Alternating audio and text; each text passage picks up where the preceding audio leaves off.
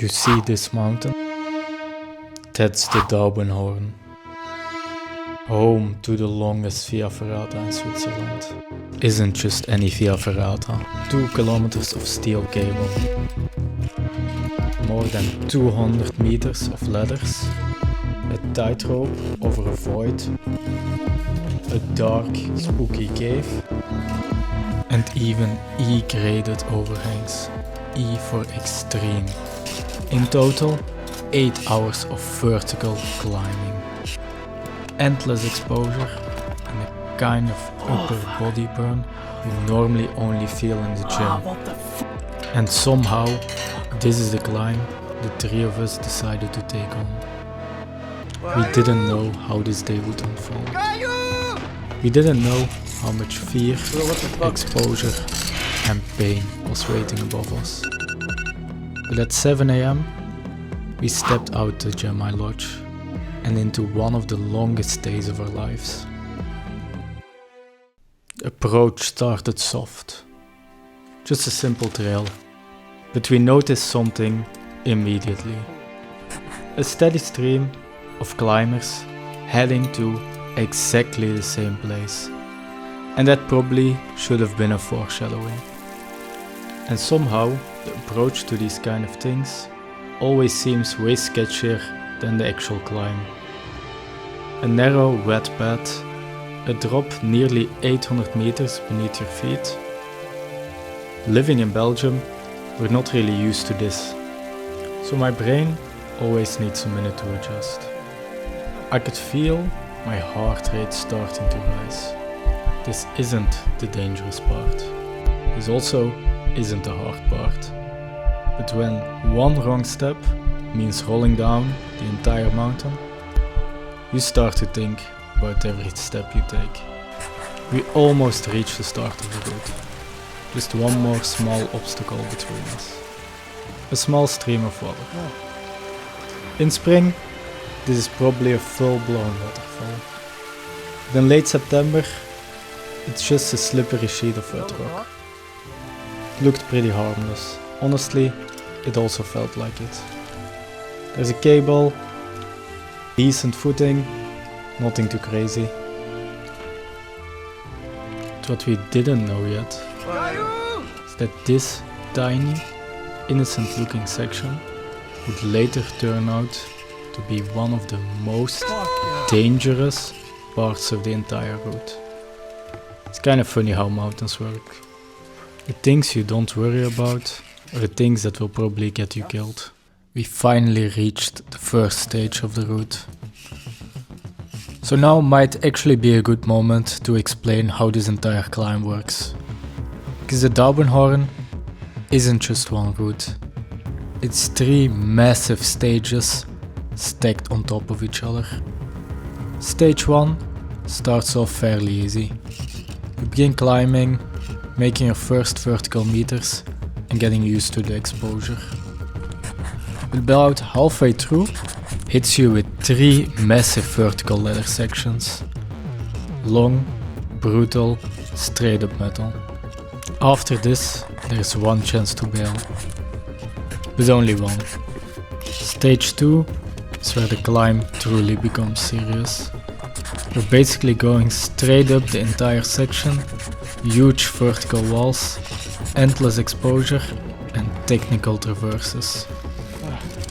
The third stage is technically pretty easy. And after 6 brutal hours of climbing, nothing feels easy anymore. At this point we realized the mistake we made. Doing this on Saturday. The queues here started rivaling the famous Everest queue. So we decided we might as well rest at an easy point. But before we could even catch our breaths... Oh, what the fuck? Yeah. What the fuck? What the fuck? So in case you missed that guy almost got crushed by a rock the size of his helmet. That's the exact section we hiked just 30 minutes earlier. huge rocks smashing down. Honestly, it shocked us all. A stark reminder that maybe we weren't fully ready for this. Somehow I always put myself in these situations, trying things that sit widely outside my abilities, hoping I can muscle through. So if you haven't figured it out, I'm the overconfident one in this story. We started queuing again, slowly making our way up the wall. But that rockfall never left our minds. For me, it was just mental, but for Søren, our newbie, it really quickly became physical. His arms were giving out, his grip was slowly fading. His heart rate started spiking from the exposure and probably the shock. We tried to help him. Short pep talks, technique tips. Zo, dit stuk is wel even tricky, dus best even wachten, energie opsparen en dan dat stuk. Reminders that he was doing better than he thought. Goeie bal, man. Fucking insane. Yes. Good job, man. We told him, just make it to the split. You can quit there if you want. Take your time, mate. Holy fuck. In hindsight, this probably wasn't a great place for our friend to try his first via Ferrata. But we had already planned this trip for months. And when Søren said he wanted to tag along, it's pretty hard to say no. To give credit where credit is due, he was doing pretty good for his first one. Oh, dit is fucked up. Mijn armen zijn leeg. Yes? Ja. Zoveel spieren dat ik van de stress kwijtraak. At this point, we realized he was done. But lucky for him, we were almost at the first rest stop. This also happens to be the most scenic bench in all of Leukerbad. Honestly, the perfect place to catch your breath. We drank electrolytes, ate snacks, or at least I tried to. Feeling a little refreshed, we continued on. But as you can see, we weren't the only ones. If you thought the queues were bad before, they're about to get even worse. We may have told Søren we were almost at the split. But as you can see, we might have lied. Because there's still a massive section ahead of us. 3 enormous vertical ladders stacked into the sky. And honestly, this is the only way off this mountain for him. First ladder completed, 2 to go. But before we could even try, we had to somehow slip vertically down the mountain onto these metal pegs drilled into the wall with nothing but air beneath you. Bro, what the fuck? Dus as you can hear, Søren wasn't thrilled for this. And to be fair, I can understand why. Unfortunately for him, this trend continued. We're slowly edging our way around the mountain. At least the footholds got a little better. After that, he definitely deserves a little rest and a proper place to stand. But arriving here also meant the final challenge came into view for him. Because there wasn't any doubt anymore, he was bailing. And when I said I lied, I might have lied again, because the final challenge isn't 2 ladders, it's actually 3 ladders stacked on top of each other. So 1 ladder down, 3 more to go. Queuing on these ladders sucks pretty bad, so it's quite important to choose a proper place to rest. And lucky for us, the route setters thought about this, because we were about to complete the first ladder and there is a proper platform to rest on. Somehow these spikes really do get less scary when you've done them a couple times. And I think it was the same for Sarah. The next ladder features the most iconic part of this route. A giant metal Swiss flag mounted on the side of this cliff. Reaching it honestly gave a huge morale boost. It's hard to find a more scenic place to take a rest. And we really do needed that rest. But resting longer also meant more people with passes. And we might come to regret this. We continued on and started to approach the split. This unfortunately meant we had to say goodbye to Sarah, because there's no way he was gonna continue. But don't think it's gonna be easy for him, because the bailout of this route definitely isn't that. It's a brutal 2-hour hike down back to Leukerbad.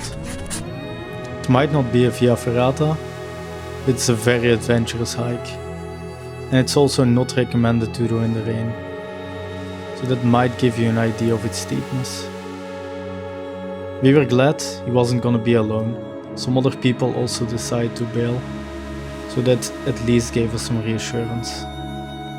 As we started to make our way onto the second stage, I would be lying if I wasn't thinking about bailing myself. But I couldn't get myself to do it. I didn't come all this way just to bail at this point. It only took a couple meters before we had to queue again. And somehow the queue got even slower.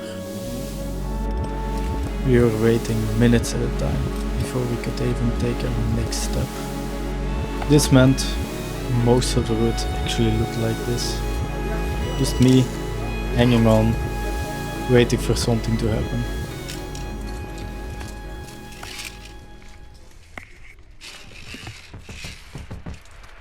It isn't really recommended to be this close to the person in front of you on a Via Ferrata. Because if he took a fall, he'd probably domino you and the person behind you with him. That's actually how most injuries on Via Ferratas occur. Not by falling, but by someone else falling on you. Although I normally try to follow that rule myself, on this day it really wasn't possible. Because if you had to enforce that rule, the people behind you got quite impatient. That also meant everyone was way too close to each other. So one fall would have been extremely fatal here.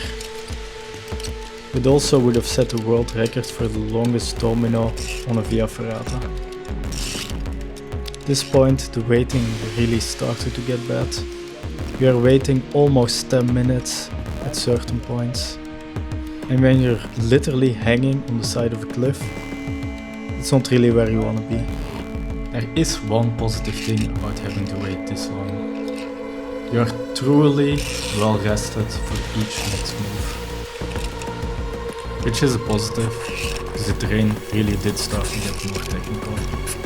My heart rate started to spike with every move I made. I wasn't sure if it was the exposure, just the exhaustion, or just moving my body. It wasn't really an issue, because I got to wait a very long time between every move.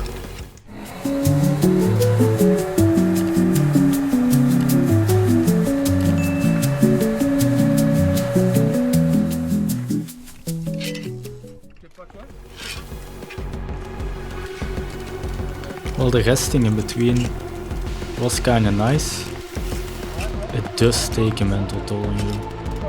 Having to just hang there for literally 10 minutes at a time, not moving an inch. I would be lying if I wasn't thinking about I should have bailed as well at that moment. But that wasn't really an option. There was only one way out of this mess, and that's up. That's exactly what we're doing now. Somehow start moving a little less slow. Still pretty slow, still a lot of waiting, but we were making progress.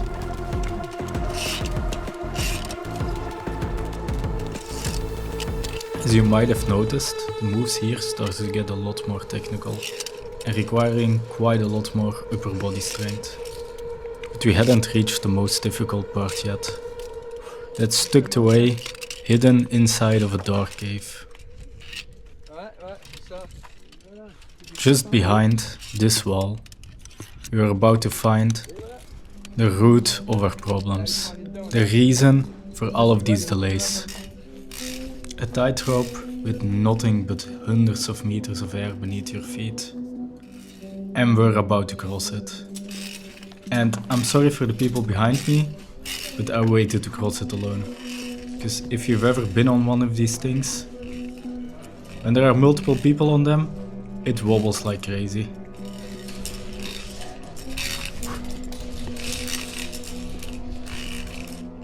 Surprisingly, it went pretty easy. The rope was pretty tight and you had a good place to hold your hands. Well, that's easy as long as you don't look down, because if you do, you'll probably be frozen. Getting off this thing felt amazing. Never been happier to have some solid footing. And if you're wondering how Søren's doing, well, he hasn't made it down yet. He told us he's taking his time, taking as many breaks as he needs, and we fully support that.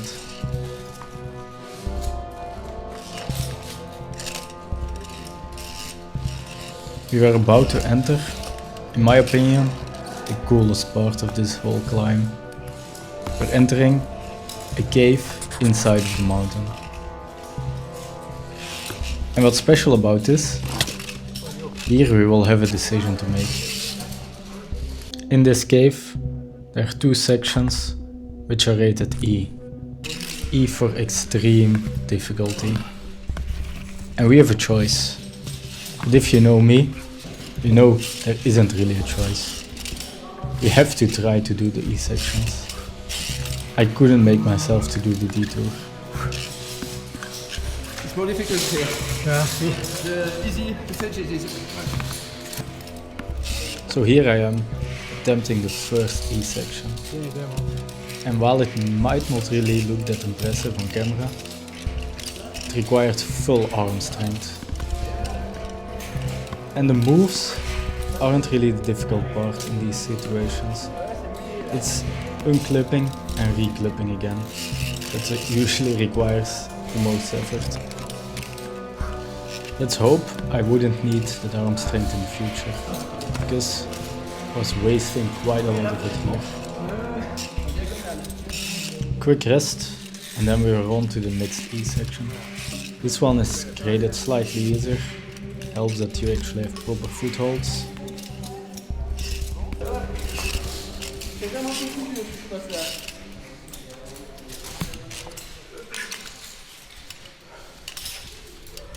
At this point, I could feel my biceps starting to burn. With nothing I couldn't handle. I would finish the move, I would let my arms recover a little. I would just hope I didn't waste all this energy I would need in the future. Didn't take long, or we were queuing again. I guess hoping that after crossing that bridge, all of the people would have magically disappeared wasn't very likely, was it?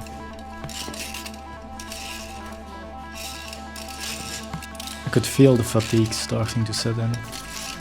We were climbing for almost 4 hours at this point.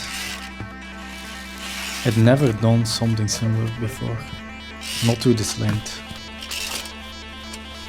Probably also didn't help that I hadn't eaten anything but a few small bites since breakfast. I think my body was really craving some energy at this point. But the issue was, I couldn't really get myself to eat any of the snacks I brought. But there was Louis, handing me some candy. This was exactly the energy boost my body needed at this point. So Louis really did save me here. That newfound energy, I pushed through. I could feel my muscles had energy again. but I could also feel my body was reaching its limits. Giving up was crossing my mind with every move.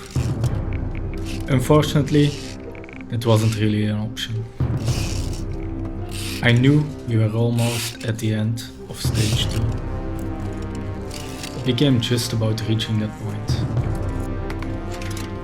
I knew the last stage would be easy compared to this.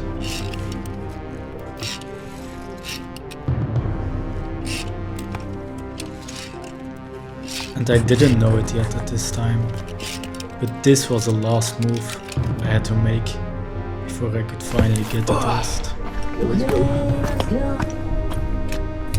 We didn't rest for very long either. There was no point. My body wasn't going to recover in 10 minutes. Not in 30, not even in an hour. The Wii gave me some more candy. I drank the last of my electrolytes, and somehow my legs agreed to stand up again. We still had about 250 vertical meters to go. I could actually see the top from here. But knowing where the end is doesn't really make it easier to get there. With every step, my feet felt heavier, like my shoes were filling up with concrete. The Via Ferrata itself wasn't difficult anymore, just some light scrambling. So why was I struggling this much? I pushed through. That's when we reached the familiar site. A small vertical section edging us along the side of the mountain. I wasn't sure if I had the energy left for this. But I didn't really have a choice. But that's also What the fuck, man? when my body started sending me warning signs. I put pressure on my arm and a sharp pain shot right through my forearm. I tried to continue and it went fine, but not for long. What the fuck, man? The same pain hit me again. Als ik die extend en ik zet daar druk op, dan doet het echt fucking veel pijn, man. I knew I had to rest, so that's what I did. I waited for the queue right before me on the ladder to clear up. But that's when Louis decided to pass me. 2 other climbers decided to take this opportunity as well. You can go if you want. Thank you. Yeah, forearms. One of them was only using a single carabiner from his Via Ferrata set, Ja. even on the ladders. That's not something I would recommend, but hey, that's his life. Lucky for me, no one was behind me anymore. I could take as long as I needed, so I waited, hoping that this pain would clear up. I let the queue on the ladder clear completely. If I was gonna make it up there, it had to be in a single push. I started climbing. My energy was basically gone. But mentally, I felt like I could do it. I had to do it. That was until I felt a sudden spike of pain rushing through my forearm.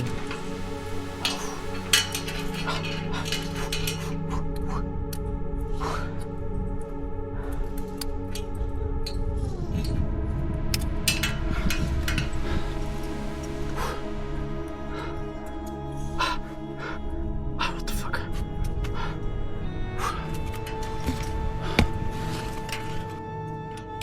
Not normal fatigue, not muscle soreness. I've never felt pain like this before. My muscles still had strength, but every single movement hurt. Fucking hell, man. Fucking bicep, man. And then it hit me again. So I clipped in and hung there. I could see how close I was to reaching the end. There were only a couple of meters left. I just had to push through.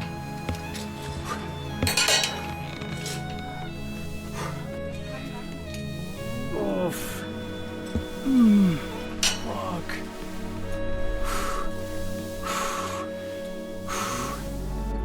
Oh, fuck. Ah, what the fuck, dit is ook echt niet goed. What the fuck. When I tried to do exactly that, I only got a couple of meters further, before the pain hit me even harder. But being this close, there was only one option. Oh, my fucking biceps. Power through it. What the fuck? The hardest part was over. There were only a couple of moves left, before I could finally reach the summit. Oh, fuck. Oh, shit, man. Fuck, man. And then, suddenly, I was there. I reached the top. And Louis was there, patiently waiting for me. He also brought some good news. Søren had made it down safely.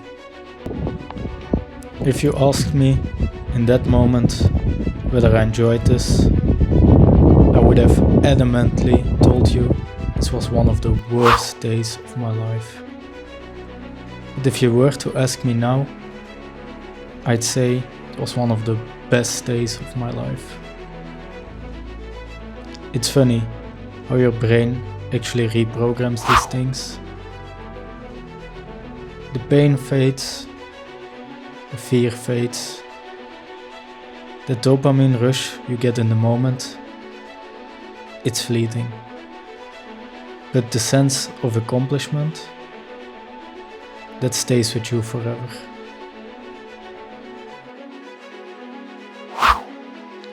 And I think that's why I keep doing these things. And that's why I will keep doing these things. So if you want to follow along, drop me a subscribe.